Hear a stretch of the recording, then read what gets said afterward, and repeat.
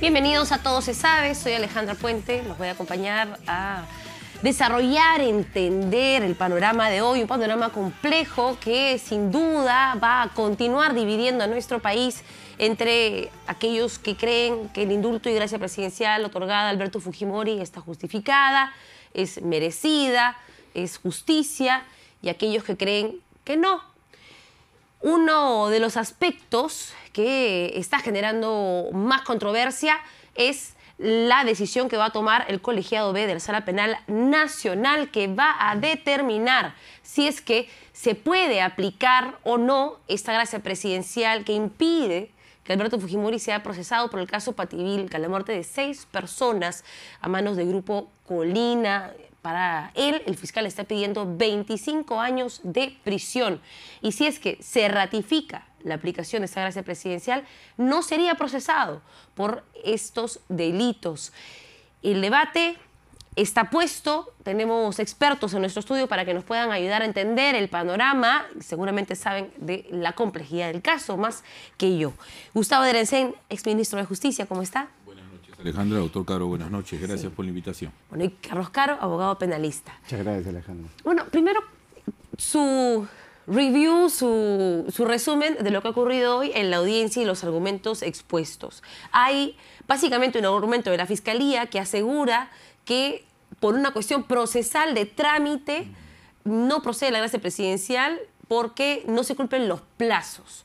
Explíquenos un poquito qué significa ese argumento, y el argumento de la defensa de Alberto Fujimori, que asegura que sí se cumplen los plazos y que no tiene potestad la sala para pronunciarse sobre este tema. ¿Quién quisiera comenzar? ¿Tú dirás?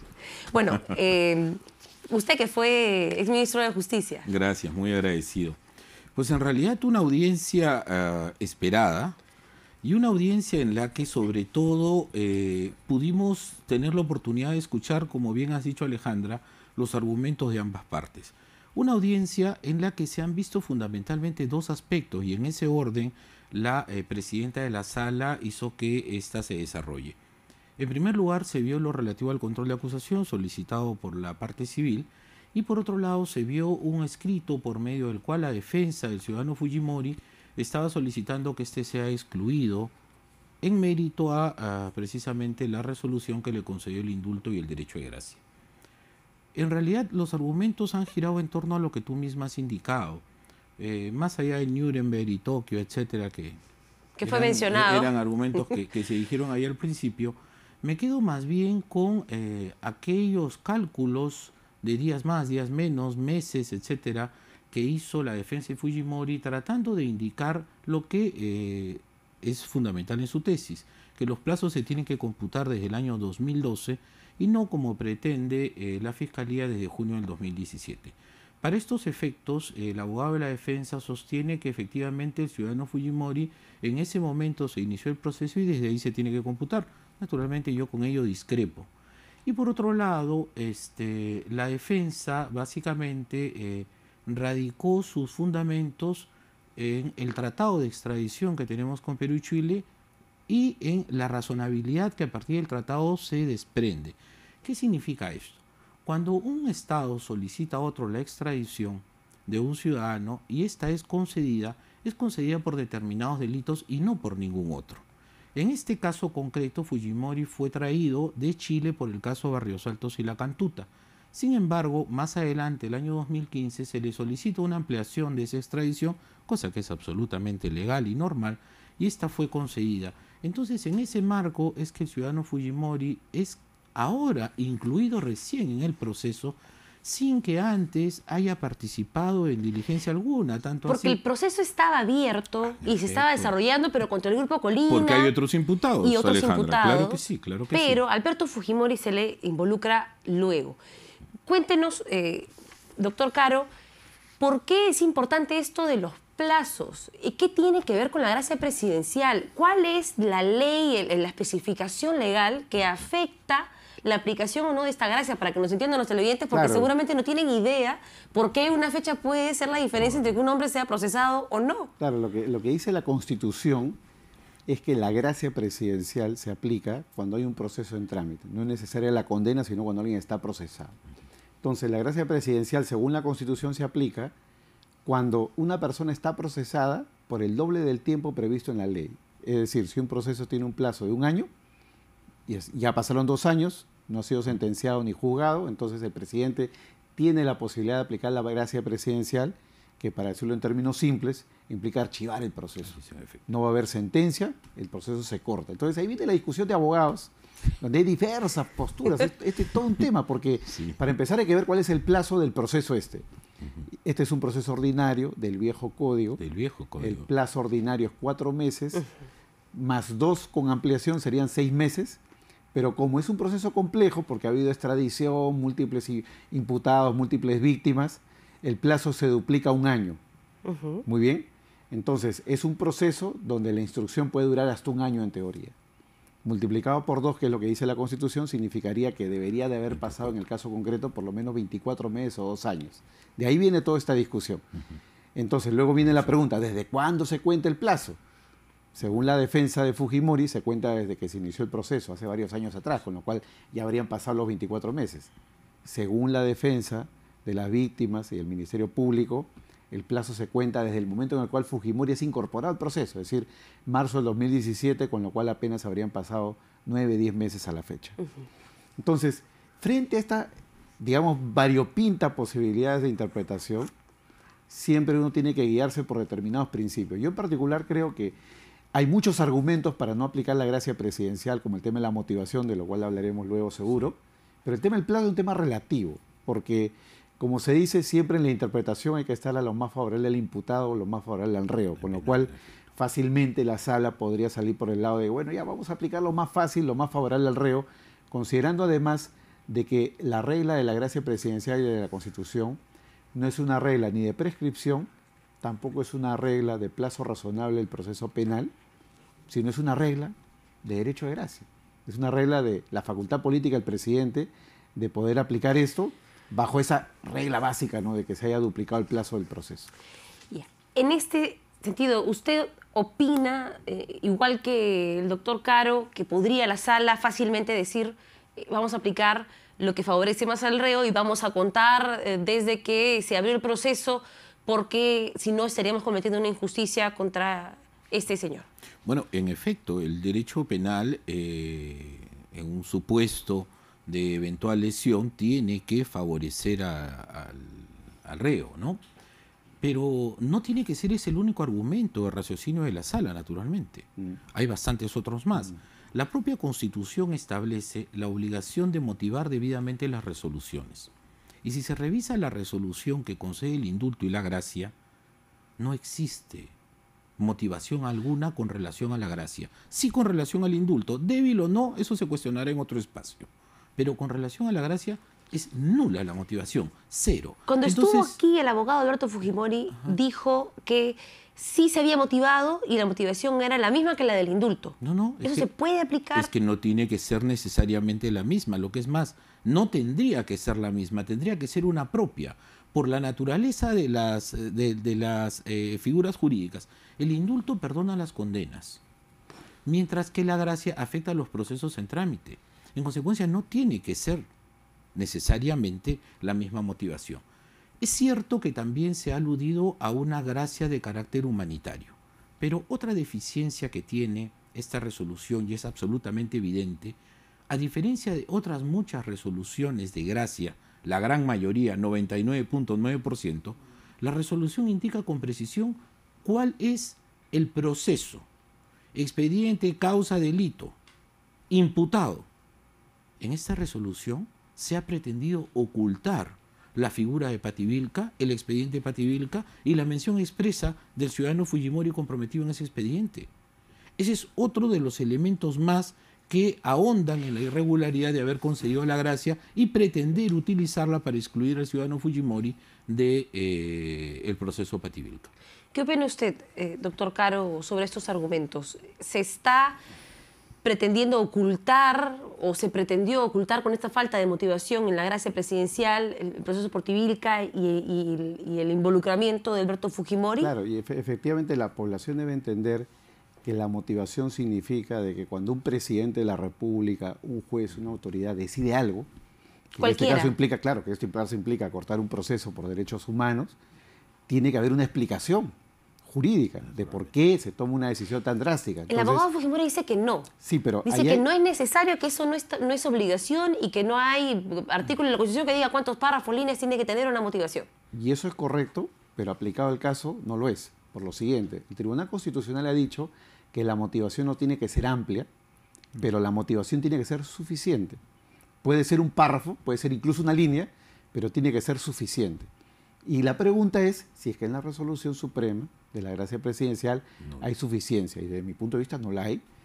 Primero porque si el señor Fujimori está enfermo, no hay ninguna conexión entre su enfermedad y el proceso por lo siguiente. Porque el proceso no le afecta. Porque en el proceso el señor Fujimori está con comparecencia, por lo tanto, producto del proceso, él no está en prisión. Por lo tanto, no hay una prisión que implique que degenere su salud como consecuencia de estar procesado. Entonces, eso en cuanto al argumento de la defensa de Fujimori, que dice que se puede duplicar la motivación y utilizar la del indulto humanitario y hacer fotocopia sí, pero hacia ya la hay gracia. Un problema, porque la motivación no es por telepatía. La motivación no es que yo la pueda deducir, interpretar o cuantificar. No. La motivación tiene que estar expresamente puesta. ¿Por qué? Porque el ciudadano de a pie, hay que entender que los papeles que firma el presidente tienen que estar explicados para que lo entienda, desde una persona que está en la NASA hasta la persona, digamos, que es el ciudadano de a pie. He escuchado algunas personas que han, no sé, pues elucubrado que el motivo de la falta de motivación, valga la redundancia, para esta resolución es que fue a último minuto. No estaba, digamos, dentro de los planes y que fue agregada y por eso es una línea, porque estaban a punto de imprimirle y lo agregaron. Bueno, el ministro de Justicia ha sido juez supremo. ¿Cree probable que él se haya podido pasar por alto algo, digamos, que cualquier juez, cualquier penalista conoce? Ayer las declaraciones del ministro Mendoza, la verdad es que me dejaron muy sorprendido.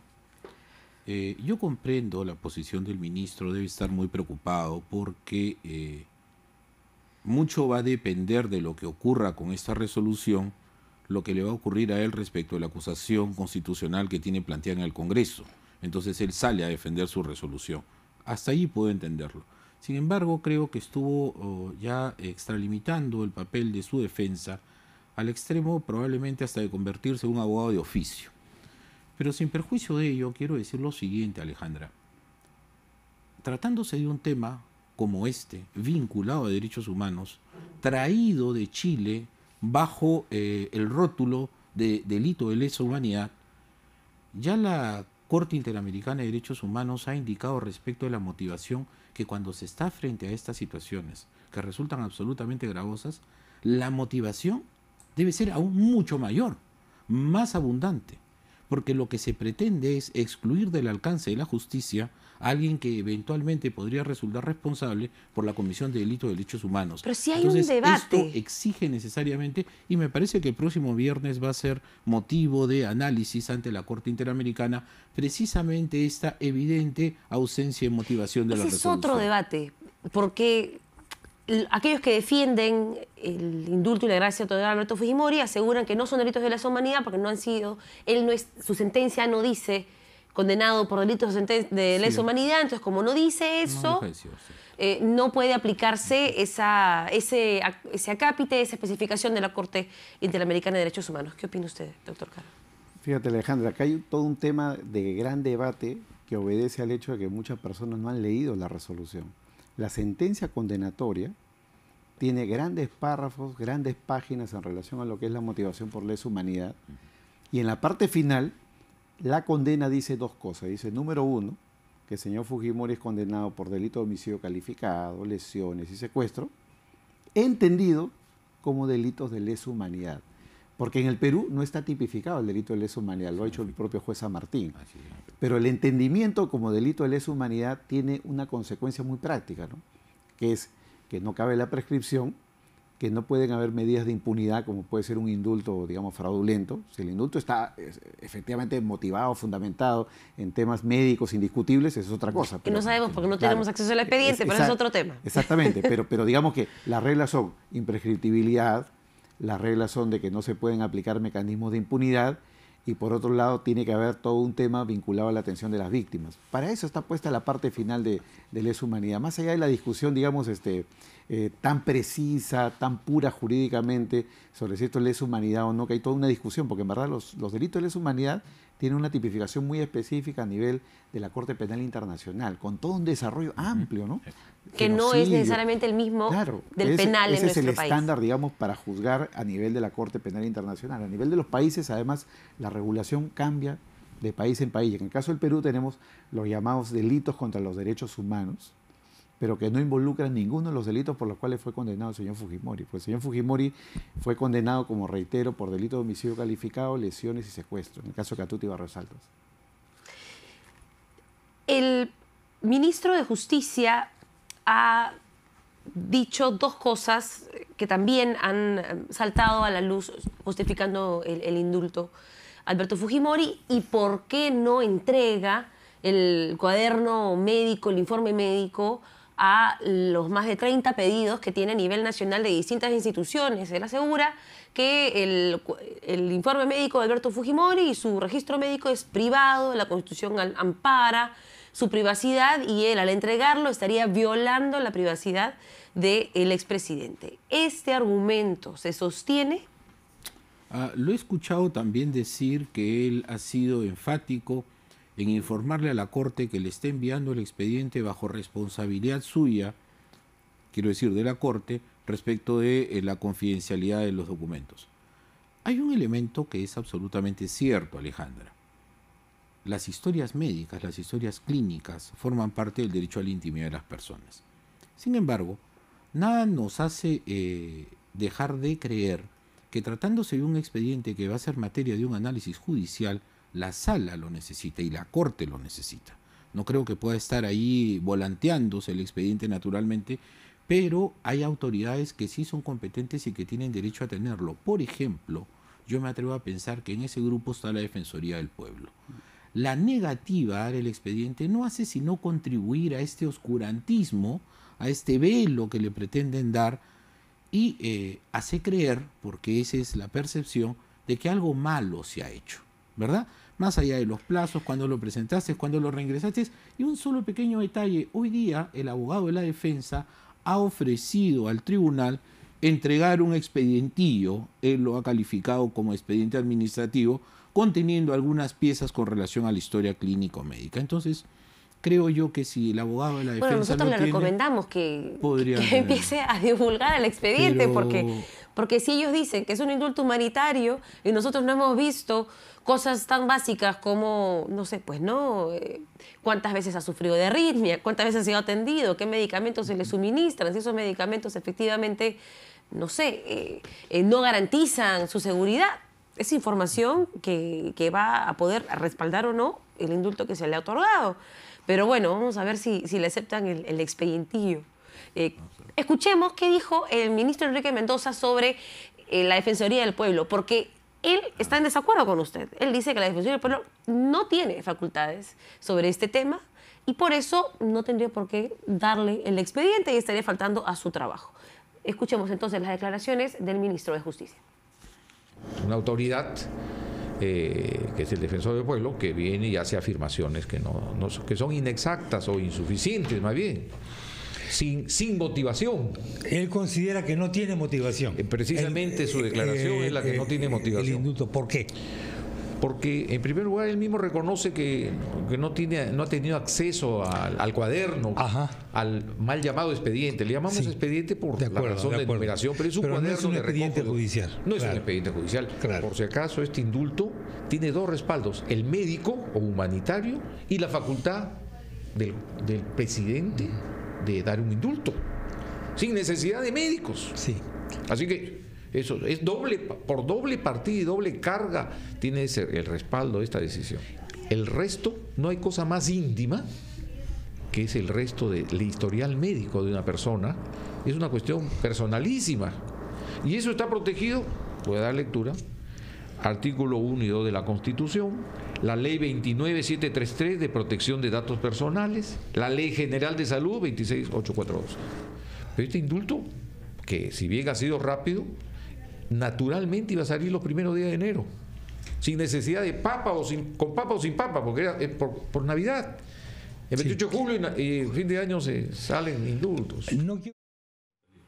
Bueno, ahí lo escucharon. Es como si Enrique Mendoza hubiera estado en este estudio y hubiera contribuido a la discusión. Doctor Caro, ¿usted qué opina de los argumentos que ha esbozado el ministro? Desde mi punto de vista no estoy de acuerdo con las afirmaciones del ministro Mendoza, colega y amigo, por cierto, pero más allá de ello, el problema es el siguiente, ¿no? La Defensoría del Pueblo ha hecho ya 177 informes defensoriales, es decir, que no es la primera vez en su historia que hace un informe por temas vinculados a derechos humanos, y dentro de sus facultades constitucionales y legales tienen la potestad de poder pedir información a todos los organismos públicos que tienen el deber de dársela, e incluso los organismos privados, a través de la persuasión, como decía el ex defensor del pueblo, que en paz descanse, Santisteban de Noriega.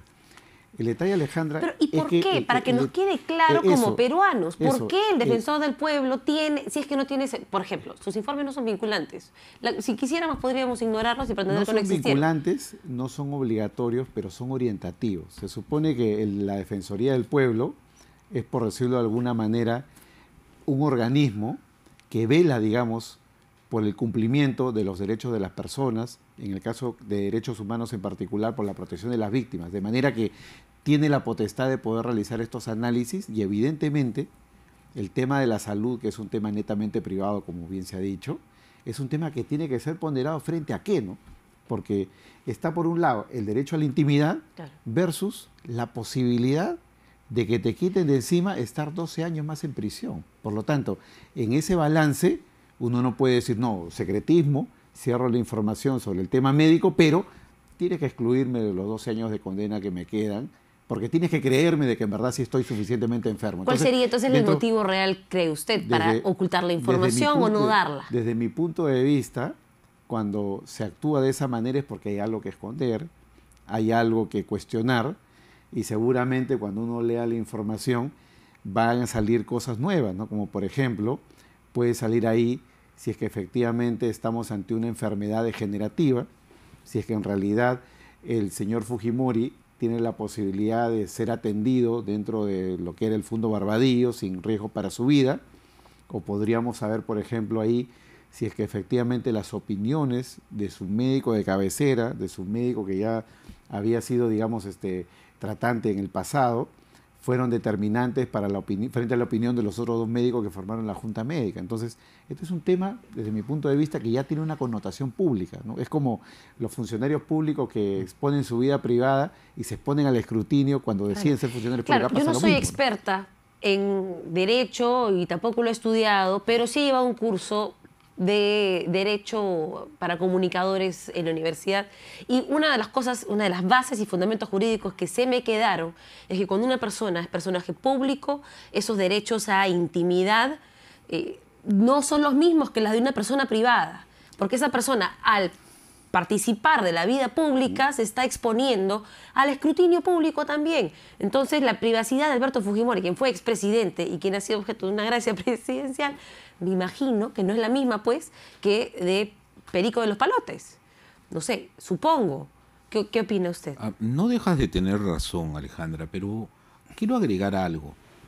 ¿Qué más se puede decir del estado de salud del ciudadano Fujimori, sino todo lo que ya hemos venido escuchando durante tantas semanas y no meses por parte de su médico de cabecera?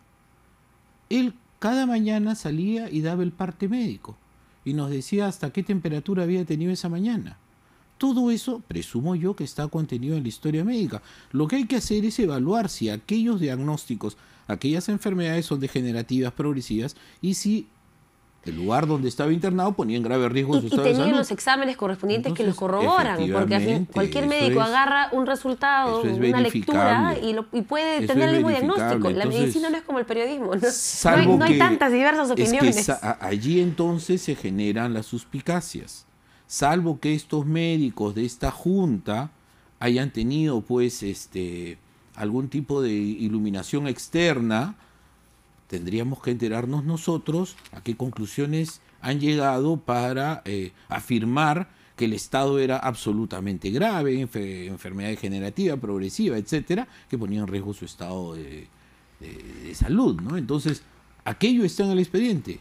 Eso es lo que se tiene que leer. Bueno, esperemos que esté bien nada. sustentado en el expediente y que todos los informes médicos estén en esa dirección, porque sería también jugar, creo yo, con la expectativa de muchísimos peruanos que realmente quieren ver el resultado de Alberto Fujimori. Sería sumamente injusto que se sustente en un expediente que no está bien motivado. El propio ministro decía que si no salía en enero, ¿no? Entonces ya había una decisión respecto de este hecho.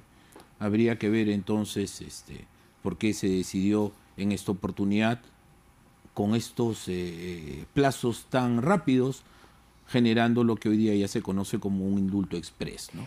Se ha publicado en los minutos anteriores a este programa una carta de Amado Enco Tirado, quien es procurador público especializado en delitos de corrupción para el Ministerio de Justicia, al presidente de la Sala Penal Nacional de la Corte Superior de Justicia de Lima, y voy a leerla textualmente, que su despacho solicita por control difuso la inaplicación por incompatibilidad constitucional de la resolución suprema que concede derecho de gracia al procesado Alberto Fujimori. Lo pide un procurador del Estado. ¿Vale su opinión? ¿Qué peso tiene ante esta Corte? Bueno, entiendo de que el doctor Amado Enco es un procurador anticorrupción. Él no es un procurador en materia de derechos humanos, por lo tanto su opinión es referencial desde el punto de vista del Estado, pero al no ser parte del proceso, digamos, no pasa de ser en este momento una opinión, porque ya hay un procurador del Ministerio de Justicia, para bien o para mal, que ha participado el día de hoy en la audiencia, que es el procurador en materia de derechos humanos. Entonces, la opinión del doctor Amado Enco puede tener, digamos, un valor, digamos, como una suerte de discrepancia al interior del cuerpo de procuradores, pero no más que eso. Pero ¿y esa discrepancia está dentro de la ética y de cómo se suelen manejar estos temas? Porque algunos dirían, si discrepa tanto, ¿por qué no renuncia? No sé. Usted es ministro de Justicia. Mira, en verdad yo me he quedado muy sorprendido, Alejandra, porque en las redes está circulando la información que tú acabas de leer, y corresponde a un escrito presentado por la Procuraduría Anticorrupción, firmado por el procurador Enco, del día 24, presentado a la sala, donde efectivamente pide la aplicación del control difuso para que los extremos de la resolución suprema que concedió el indulto y el derecho de gracia no sean aplicables al caso. Eso se puede discutir o no. Lo curioso es que eso ocurre el día 24, antes de ayer. El día de ayer se publica una resolución en El Peruano designando como procurador ad hoc a quien hoy día se ha presentado a audiencia. César Romero Valdés. El doctor César Romero Valdés. Entonces, esto da que pensar que el procurador Amado Enco, según lo que hoy día declaró el doctor Rodríguez Valdés, era el abogado de esa causa. O sea, sí se la habían asignado. Él era el abogado de esa causa y el procurador ad hoc recientemente designado dijo que él lo estaba reemplazando, naturalmente en su calidad de ad hoc. Entonces, si hacemos una lectura completa, todo hace presumir que desde el Consejo de Defensa Jurídica del Estado, desde el despacho del Ministro de Justicia, no estaban satisfechos o contentos con la posición que había adoptado Amado Enco y por eso lo excluyen como procurador responsable de la causa y nombran a este procurador ad hoc, que por cierto tiene que ser muy ad hoc, ¿no?, para haber satisfecho las expectativas del Ministerio de Justicia ahora. Podría argumentarse que siendo el procurador del Ministerio de Justicia, su opinión tiene que ir alineada pues con la del ministro, si no, ¿para qué, digamos, representa a esta entidad del Estado? ¿O no? ¿O tienen independencia en este caso los procuradores? Bueno, ahí tenemos todo un gran debate, ¿no? Recordemos el debate de si son abogados del Estado, si son abogados de un gobierno, ¿no?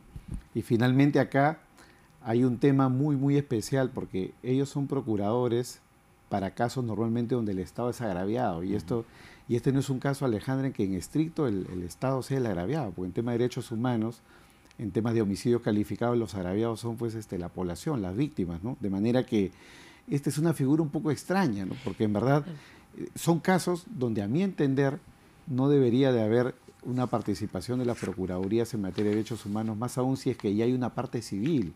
porque los deudos están representados por los abogados que ya conocemos, que son abogados activistas en materia de derechos humanos, de manera que la participación del procurador en un tema así parece muy rara, muy extraña desde el punto de vista procesal, porque tenemos enfrente, ¿no? El abogado de Fujimori, que es el abogado de la defensa, versus el abogado de la víctima y al fiscal, ¿no? Entonces, el procurador ahí no tiene una posición muy clara desde el punto de vista procesal. Pero ¿se puede asignar un procurador en temas de corrupción, un caso de lesa humanidad? Ese es el otro tema, ¿no? Si el argumento es que él se pronunció porque le dieron la misión, ¿puede hacerse eso desde el Ministerio de Justicia? ¿No habría alguien especializado a quien enviar antes? Me parece que el caso llega a manos de la Procuraduría de ENCO, porque además de los temas vinculados directamente a violación de derechos humanos, se está comprometiendo también la participación de recursos del Estado a través del Servicio de Inteligencia del Ejército, me parece, y ahí habrían habido algunos manejos y eventualmente le correspondió. Sin embargo, el Estado podría haberse apersonado solamente bajo la expectativa de la eventual reparación civil que tuviera que pagar, porque los actores del delito son sus agentes, ¿no? Pero salvo aquello, bastante dudosa por lo menos una intervención aparte de la Procuraduría. Y esta figura forzada de haber tenido que designar entre gallos y medias noches a un procurador ad hoc, el pobre ha llegado a la sala hoy día y no conocía ni la carátula del expediente, bueno, no ha tenido tiempo para revisarlo sin duda. Entonces, aquello lo convierte en un procurador defensor de una resolución, ¿no? Ronald Gamarra publicó una editorial calificando de vergüenza la actuación, que le produce vergüenza la actuación del ministro de Justicia, Enrique Berlosada. Ustedes, no sé si han podido leerla o analizarla, ¿qué opinan en este sentido? ¿Están de acuerdo, en desacuerdo o qué expresión, qué análisis podrían hacer ustedes del desempeño del ministro en este tema? El ministro está comprometido, digamos, con una posición del gobierno y yo creo que no ha habido acá el suficiente planeamiento sobre cómo poder llevar adelante el tema del indulto, ¿no? Si hubo un pacto, no hubo un pacto, es una lectura, digamos, ya más de naturaleza política, pero creo que la misión del ministro es hacer el planeamiento jurídico, ¿no? Y establecer, digamos, cuál es la hoja de ruta, ¿no? Desde cómo se va a plantear la resolución, cómo se va a motivar, cómo se va a fundamentar, cómo se va a comunicar esto a la población, muy bien, incluso el video que hizo el presidente de la República y que fue difundido el propio día de Navidad no fue un video lo suficientemente claro.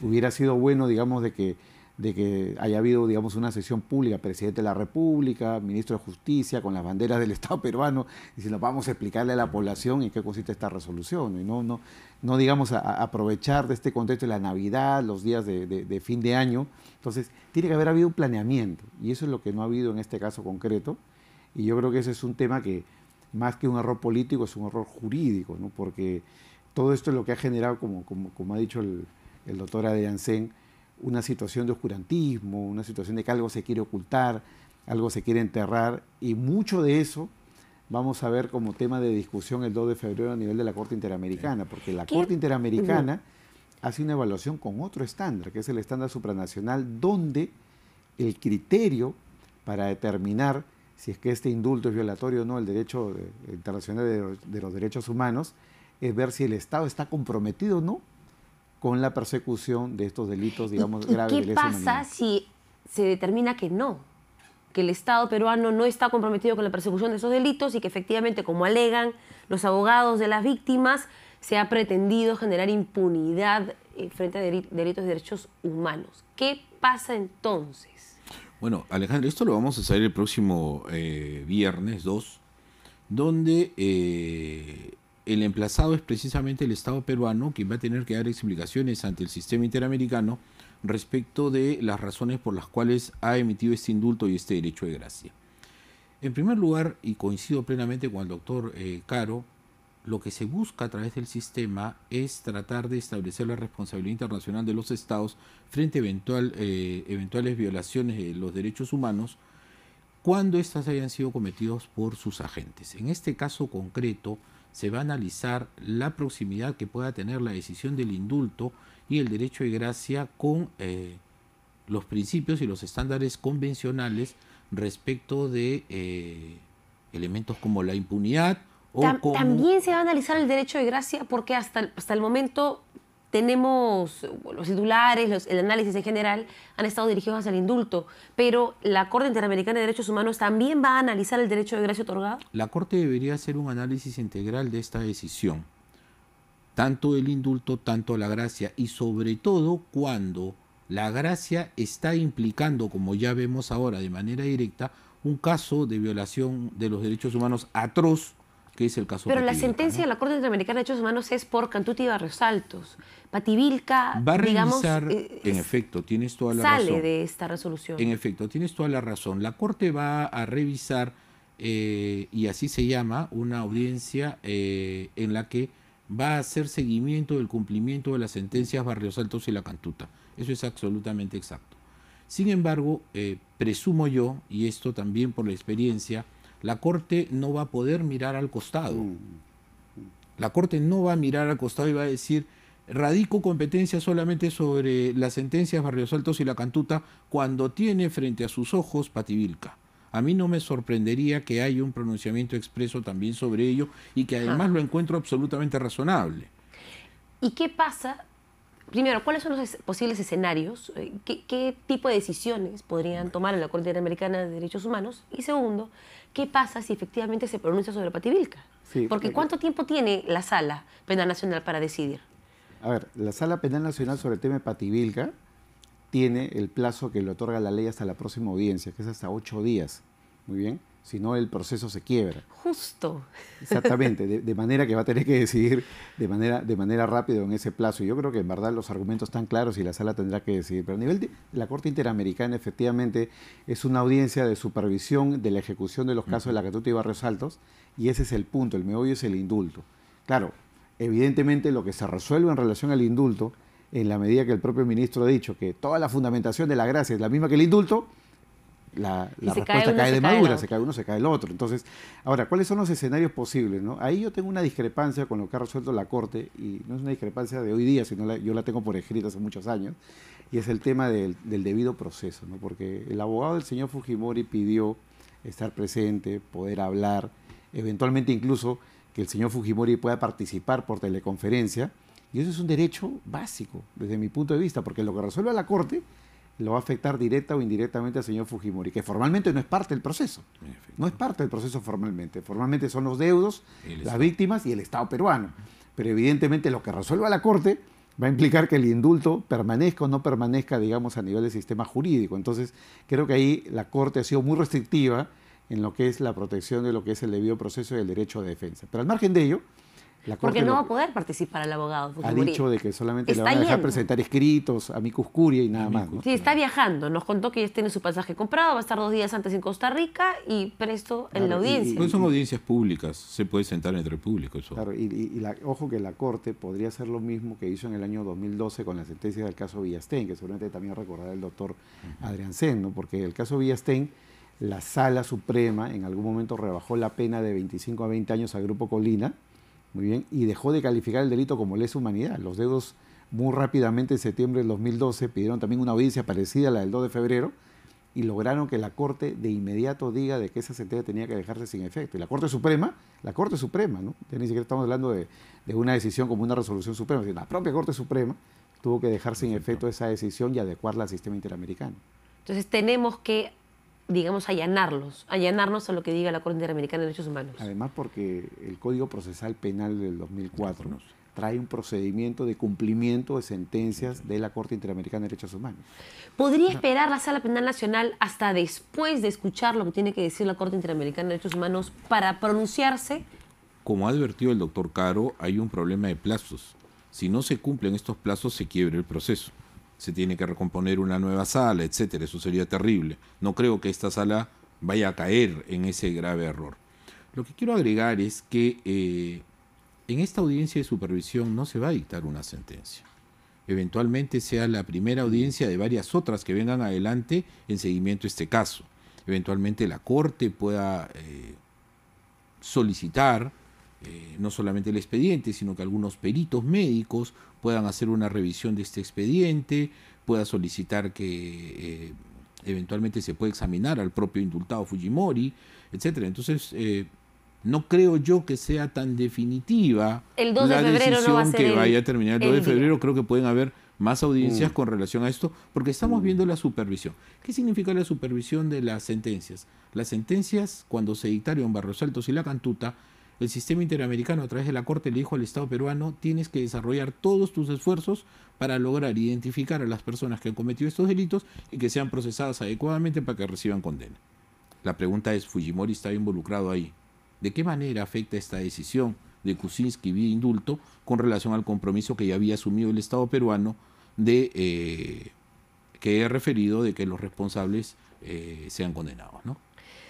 Bueno, por ahí hay también opiniones que aseguran que el expresidente Alberto Fujimori haría bien de viajar de una vez antes de que se le voltee el panorama, digamos, por si acaso.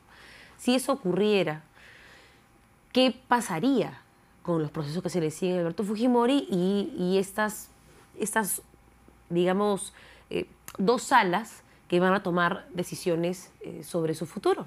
Desde mi punto de vista eso sería gravísimo, ¿no? Porque sería, para empezar, una prueba de que el indulto no tenía en verdad una razón médica y que él estaba tan bien de salud que hasta ha podido escaparse de la justicia. En ese caso yo creo que de inmediato, en el caso Pativilca en particular, se podría gatillar la solicitud que existe el Ministerio Público de prisión preventiva. Hay que recordar de que en ese caso está pendiente de debate, en el caso de que Fujimori continúe en el proceso, está pendiente de debate el pedido de prisión preventiva. Y eso daría lugar, estamos especulando evidentemente, de que hallado que fuera el señor Fujimori en algún país, Japón, etcétera, se inicien nuevamente los procesos de extradición y podrían tenerlo así hasta el momento en el cual sea hallado y eventualmente extraditado a Perú otra vez. Entonces complicaría su situación jurídica Terriblemente, definitivamente. y la del gobierno también, evidentemente. Sin duda, yo creo, y en esto también debo coincidir, que en términos políticos, por lo menos, agravaría, ¿no?, su imagen. Y por otro lado, en términos jurídicos, afectaría de manera muy significativa su posición dentro del proceso. Sin embargo, hay que analizarlo también esto más allá de lo que acabo de referir.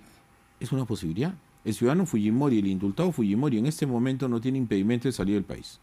Es decir, coge su pasaporte, un avión y se va donde quiera.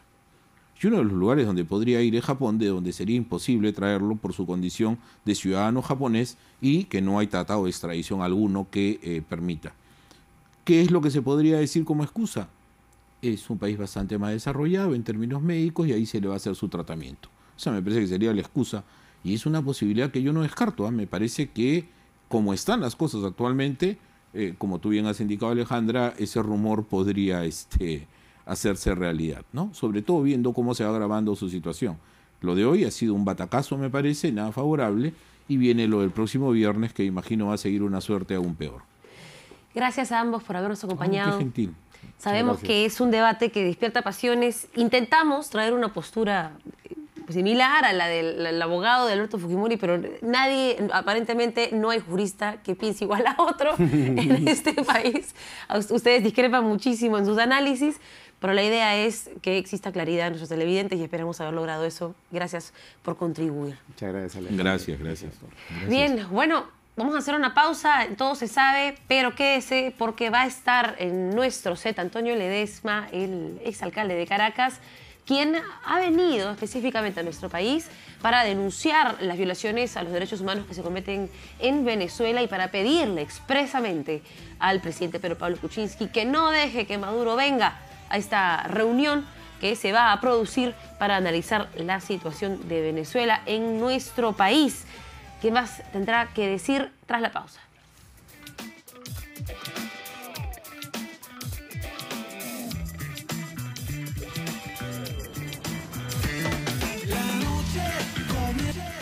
Estamos de regreso en Todo se sabe y es un privilegio saludar a Antonio Ledesma, el exalcalde de Caracas, líder de la oposición en Venezuela, al gobierno de Nicolás Maduro, quien además es el protagonista de una historia espectacular de fuga, empezando, digamos, por ahí este periplo por el mundo para poder lograr sanciones políticas a este régimen que fue heredado de Hugo Chávez. ¿Cómo está? Bienvenido, Todo se sabe. Bien, me siento libre, me siento como lo vengo de comentar con mis compatriotas venezolanos, con los que sostuve una reunión hace algunos momentos, como si estuviera en Caracas o en Venezuela, porque esto es América Latina y la hermandad se pone de manifiesto con los gestos de solidaridad que estamos recibiendo de nuestros pueblos hermanos. Vengo de Chile, estoy ahora en Perú, voy este fin de semana a Argentina y lo que respiro es una atmósfera de comprensión a la crisis y de la necesaria solidaridad, la solidaridad oportuna y efectiva que hoy más que nunca necesitamos los venezolanos. Hay un debate amplio sobre si las medidas internacionales en contra de Venezuela, las sanciones, las investigaciones a sus líderes, afectan en algo al régimen que se encuentra en este momento o afectan al ciudadano, digamos, porque aparentemente un gobierno puede subsistir en la miseria por mucho tiempo y así prolongando la miseria también de la gente que vive en ese país. ¿Usted qué opina de ese debate? Muy importante su pregunta porque permite hacer alguna aclaratoria.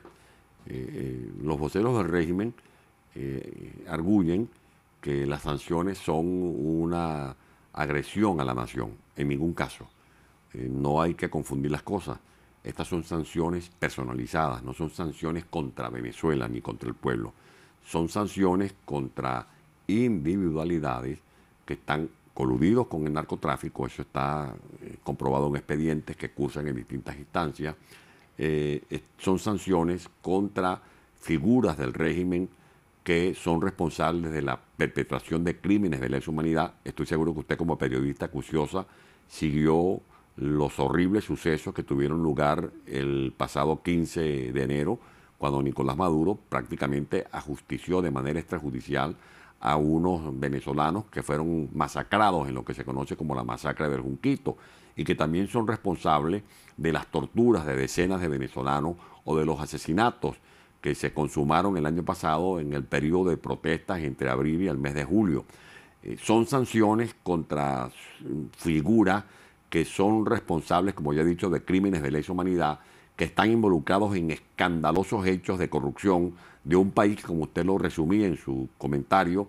Vemos gente pasando hambre, una paradoja que haya gente pasando hambre, muriendo de desnutrición en una nación que posee las reservas probadas de petróleo más grandes del mundo. Son sanciones contra figuras que están relacionadas con el terrorismo internacional. De eso también hay pruebas que resultan irrebatibles. Por lo tanto, lo que se ha logrado con la Unión Europea, con los Estados Unidos, con Canadá, y lo que le hemos pedido a los jefes de gobierno de América Latina, es que también nuestro continente se sume a la política de sancionar a estos responsables. ¿Cómo se puede sumar? América Latina en su historia ha sido siempre muy reticente a voltearse o a darle la espalda a un país vecino. Será pues por lazos de hermandad, de historia política, sabe Dios. Pero digamos que no han querido mostrarse en una actitud sancionadora directamente con medidas económicas. Por ahí declaraciones no favorables hacia su líder, como las que ha emitido Pedro Pablo Kuczynski, pero en ningún momento sanciones como las que está proponiendo Donald Trump en Estados Unidos o como las que ha tomado ya la Unión Europea. ¿Qué tipo de sanciones podría tomar América Latina que podrían generar algún efecto en Venezuela y a través de qué mecanismos? Bueno, las sanciones que pudieran avanzar con la homologación de las razones que han privado en los países que usted acaba de citar, más la Unión Europea, para limitar el desplazamiento de estas figuras y sus respectivos familiares en los países que cuestionan mucho, como por ejemplo los voceros del gobierno de la tiranía de Venezuela, que cuestionan el imperio norteamericano, pero tienen allá, se les ha detectado buena parte de su fortuna, o que cuestionan mucho al imperio español y lanzan denuestos contra el jefe de gobierno de España, Mariano Rajoy, pero muchos de sus familiares están precisamente allá en España, y tanto es así que consta que se detectaron miles de millones de dólares depositados en cuentas bancarias de Andorra. Congelados. Yo creo que esas son sanciones importantes, porque no se trata de declaraciones simbólicas. Se trata, por ejemplo, de detectar estos capitales fugados capitales robados, mejor dicho, del Estado venezolano, que hay que recuperar para que retornen a Venezuela cuando haya un nuevo gobierno. Ahora, el panorama de América Latina no es el mismo ahora. Hasta no hace mucho tiempo era un club de amigos. UNASUR era un club de amigos, un club de socios que tenían un club de compadres que habían convertido la diplomacia ya no en una diplomacia de Estado, como corresponde, sino una diplomacia de solidaridades automáticas. No es lo mismo Mauricio Macri que los Kirchner.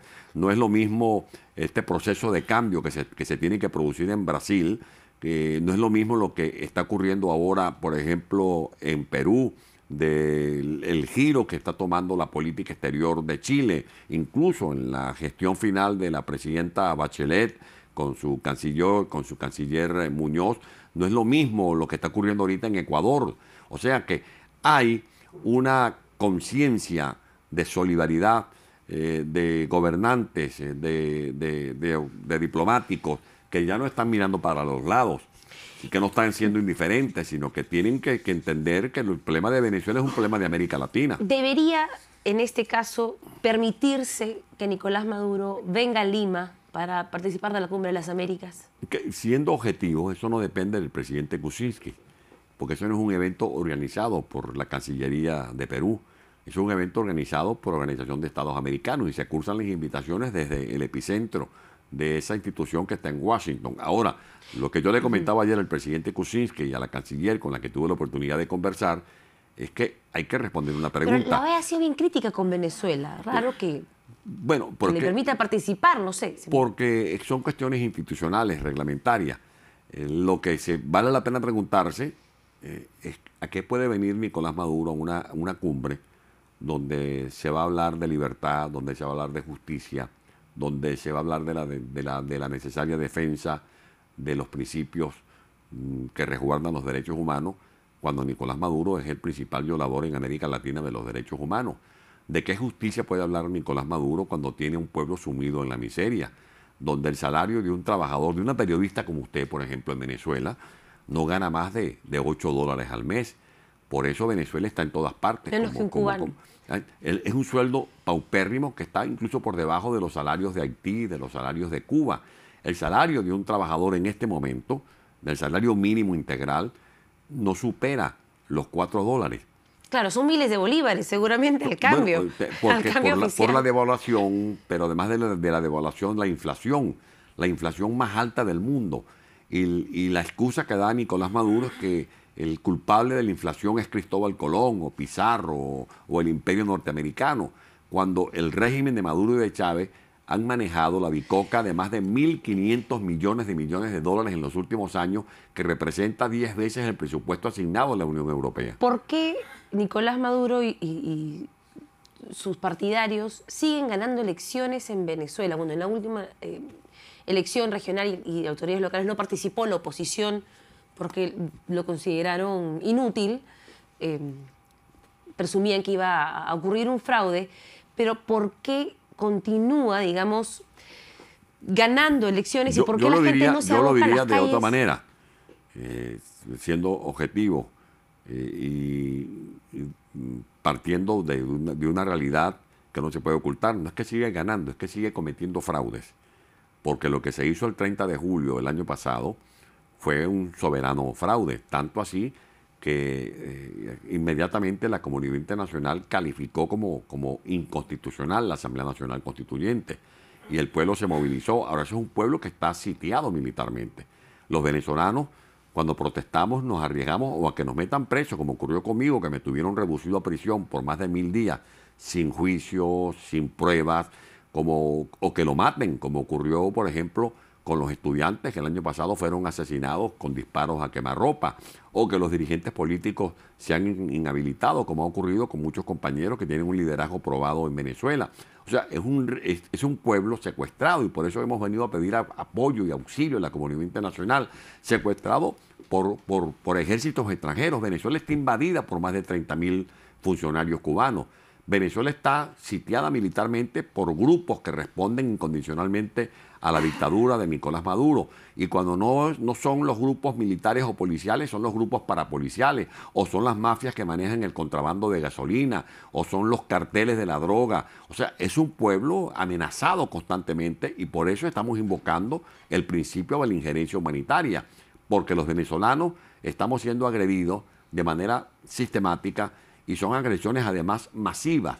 Cuando yo le hablaba de la necesidad de una respuesta de la comunidad internacional, un apoyo importante es, por ejemplo, que se aceleren las incidencias que están tramitándose en el Tribunal Penal Internacional, que son incidencias suficientemente documentadas, que prueban que Nicolás Maduro ha cometido crímenes de lesa humanidad, que prueba que hay funcionarios de Chávez y de Maduro han sido responsables del delito de torturas físicas, torturas blancas.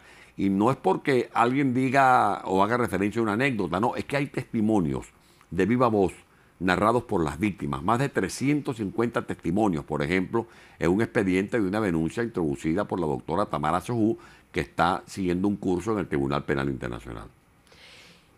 Usted sufrió en carne propia muchas de estas situaciones de abuso, de prisión injustificada, de, digamos, autoritarismo sobre su opinión política contraria al gobierno. ¿Cómo así logró escapar? ¿Cómo orquestó ese milagro que fue la fuga que le permitió llevar a cabo esta misión de convocar a las naciones del mundo a oponerse a este régimen? Cuando uno es víctima de una prisión injusta, liberarse es un derecho humano. Yo ejercí ese instinto que es indómito en el espíritu de una persona como yo, de carne y hueso, que ya no soportaba la injusticia de estar privado de libertad. Y por eso, más que una fuga, fue una autoliberación. Además, las informaciones que recibía, que me merecían crédito, es que era un riesgo seguir allí entre cuatro paredes, porque había la intención de simular un secuestro a cargo de supuestos grupos paramilitares colombianos para desaparecerme físicamente.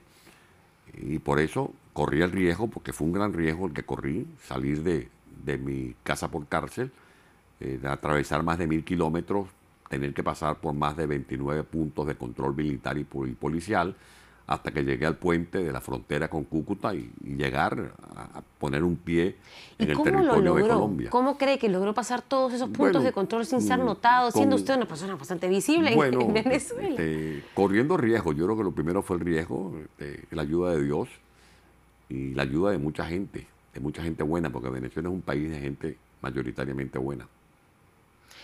Bueno, los vemos acá, en nuestro país. Los venezolanos que llegan con un espíritu bastante trabajador, una actitud bastante agradecida también con el recibimiento que han tenido en nuestro país. ¿Usted qué siente o qué opina cuando ve que tantos venezolanos tienen que huir, básicamente, de la situación en la que viven para poder tener una condición mínima? Porque muchos tienen títulos universitarios y no necesariamente cuando llegan a otro país pueden ejercer sus profesiones. Cuando veía desde lejos el exilio, cuando lo veía desde los barrotes de mi celda, en la cárcel militar donde estuve preso, o desde mi casa por cárcel, comentaba con mis hijas, con mi esposa Mixi, que más duro que estar preso es el dolor de patria ausente. Y ahora que me toca, por cosas del destino, ser parte de esa diáspora, de ese masivo éxodo, por supuesto que comprendo con mayor propiedad el paso que dieron esos venezolanos, que no es que reniegan de su patria, de su lar nativo, sino que fueron empujados por la crisis humanitaria que colocaba a muchos de esos jóvenes que ahora han emigrado como un blanco al tiro, o como un tiro al blanco. Maduro le dice traidores. No son traidores, son ciudadanos que huyen precisamente de quien ha traicionado la Constitución Nacional y ha aplicado, de hecho, en Venezuela la pena de muerte. Eso sí es una traición. La cantidad de jóvenes que mueren a manos del AMPA común, la cantidad de niños que en este momento acusan trastornos severos de desnutrición crónica, la cantidad de seres humanos que mueren porque no consiguen un medicamento, Hoy comentaba los relatos que me han hecho familiares que han perdido seres queridos por enfermedades del cáncer. Y me decía uno de ellos, mira, yo sabía que mi familiar tenía una enfermedad incurable, pero lo menos que deseábamos era que muriera gritando. ¿Cómo que gritando? Sí, gritando de dolor. Sin un paliativo. Gritando porque son enfermedades que pinchan los huesos, que pinchan las fibras de la persona que padece esa enfermedad. Y si no tienen el calmante, no tienen la morfina a la mano, mueren gritando. Eso es terrible para un ser humano. Eso es lo que ocurre en Venezuela. Y son cosas insólitas, porque estamos hablando de un país, como se lo decía hace algunos instantes, que fue beneficiario de cuantiosos recursos que se obtuvieron por la venta del petróleo, que es nuestro principal recurso de exportación, y lamentablemente esos recursos fueron dilapidados, fueron regalados o fueron robados. No hay, tal vez, es innegable la situación de crisis y crímenes humanitarios que se producen en Venezuela. Definitivamente este gobierno no tiene legitimidad a los ojos de la comunidad internacional, pero existe un mea culpa que hacer por parte del político venezolano.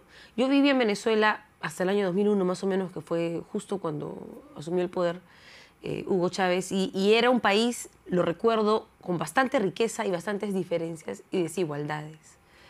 ¿Cree tal vez que hay un mea culpa que hacer porque esas diferencias y desigualdades le dieron cabida a un personaje como Hugo Chávez, que terminó copando todos los poderes del Estado y secuestrando Venezuela? No hay duda que la democracia avanzó en la solución de muchos de los problemas que se habían heredado de los procesos dictatoriales. Sin embargo... Venezuela era una de las democracias más antiguas de América Latina cuando Hugo Chávez asumió la presidencia. Cuando la gente valoraba los avances de la democracia, demandaba de la democracia soluciones más profundas para la injusticia social, para las desigualdades. Lo que ocurrió lamentablemente es que aparecieron estos falsos mesías, estos predestinados que con un discurso demagógico, populista, encandilaron a la gente de buena fe. Y son personajes que hacían política desde la antipolítica.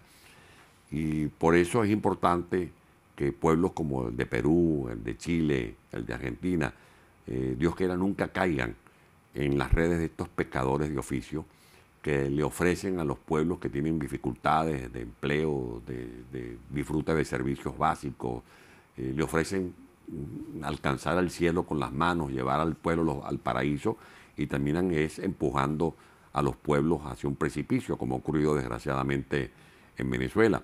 Yo creo que es importante saber qué pasó, por qué pasó y por qué llegamos a donde hemos llegado. No se trata tampoco de tener nostalgia por el pasado. Yo creo que lo bueno que queremos del futuro va a derivarse de las cosas que ocurrieron, las cosas que queremos transformar, la realidad que queremos modificar de una u otra manera, se hará con las experiencias buenas o malas de ese pasado que debemos diagnosticar o que tenemos que cuestionar o del cual tenemos que aprender muchas cosas. Y eso es lo que está planteado en Venezuela. Un proyecto de futuro. Yo tengo mucho optimismo en que Venezuela va a salir de esta dictadura y que vamos a salir para bien, no para iniciar una cruzada de venganza, porque con odios y con rencores no vamos a transformar la economía venezolana, ni vamos a recuperar la actividad industrial o agropecuaria, ni vamos a reponer las reservas internacionales, ni vamos a ofrecerle mejores oportunidades a los venezolanos que están en el exilio o los que están todavía en el territorio nacional. Yo creo que hay que aprender de lo que hemos vivido con un propósito de enmienda, que podamos ser como un libro con fe de rata, para que la Venezuela que está por delante cuente con el recurso más importante que debe tener un país, que es su pueblo. Nuestra riqueza no es realmente el petróleo. La verdadera riqueza de Venezuela es su gente, gente buena, gente con buenas intenciones. Y estos venezolanos que están aquí o vendiendo chicha o vendiendo arepa o trabajando en cualquier oficio que es distinto a la disciplina que adquirieron en una universidad, son venezolanos que con esa experiencia que están aquilatando en Perú, en Chile o en Europa o en los Estados Unidos, van a retornar a Venezuela con hábitos, con vivencias que sin duda alguna será un activo fundamental que, mezclado con nuestras riquezas naturales, harán posible el relanzamiento de la Venezuela posible, de la Venezuela viable. Bueno, esperemos que así sea y que ese relanzamiento de Venezuela ocurra antes que tarde. Y yo quisiera, si usted es generosa, que me permita agradecerle al presidente Kuczynski, a los parlamentarios que han respaldado el reglamento para hacer posible la residencia temporal de los venezolanos. Temporal porque la idea no es que se van a quedar aquí, que con mucho gusto mucha gente lo haría, pero yo estoy seguro que el deseo de los venezolanos es retornar muy pronto al país. Y agradecerle a los peruanos la comprensión que han tenido con mis compatriotas. Recibir a los venezolanos para nosotros es un gesto que jamás vamos a olvidar. Gracias, le deseo mucha suerte en su periplo por América Latina, que logre lo que está buscando con esta gira en nuestra región. Amén. Antonio Ledesma tiene definitivamente un verdadero testimonio de lucha y esperamos que pueda generar consensos y desde afuera generar suficiente presión para que el régimen de Nicolás Maduro pueda finalmente quebrarse y ceder o dar paso a la democracia en ese país.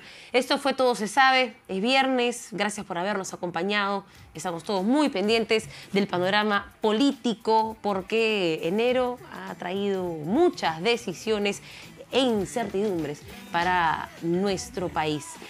Esto fue Todo se sabe, gracias.